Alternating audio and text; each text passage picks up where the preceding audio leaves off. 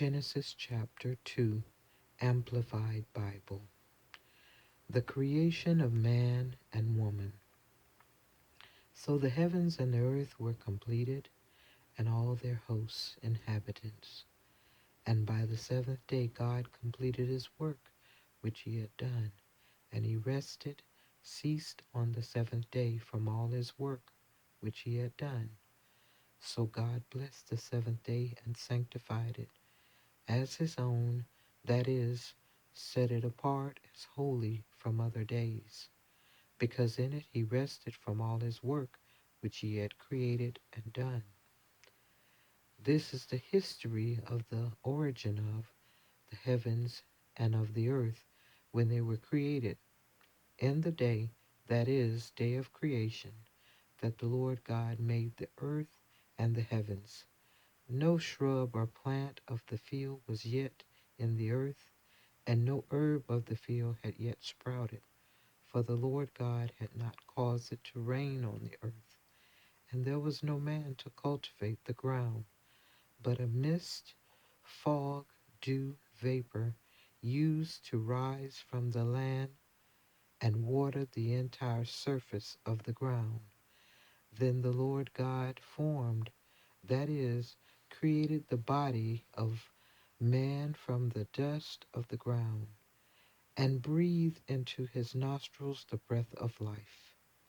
And the man became a living being, an individual complete in body and spirit.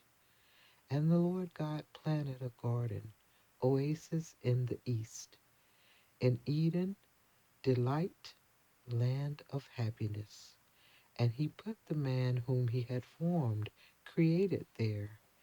And in that garden the Lord God caused to grow from the ground every tree that is desirable and pleasing to the sight and good, suitable, pleasant for food.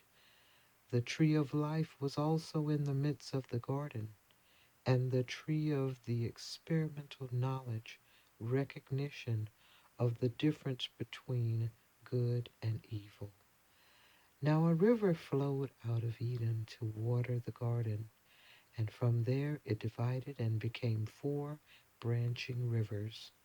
The first river is named Pishon.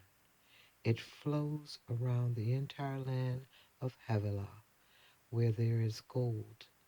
The gold of that land is good. Bdellium, a fragrant, valuable resin, and the onyx stone are found there. The name of the second river is Gihon. It flows around the entire land of Cush in Mesopotamia. The third river is named Hiddekel, Tigris. It flows east of Assyria, and the fourth river is the Euphrates.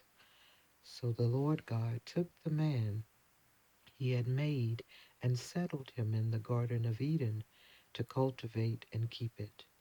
And the Lord God commanded the man, saying, You may freely, unconditionally eat the fruit from every tree of the garden, but only from the tree of the knowledge, recognition of good and evil, you shall not eat.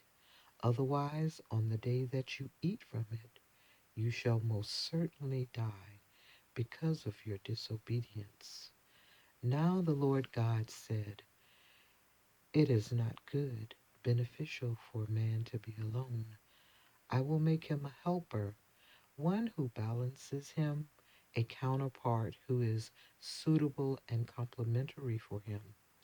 So the Lord God formed out of the ground every animal of the field and every bird of the air, and brought them to Adam to see what he would call them.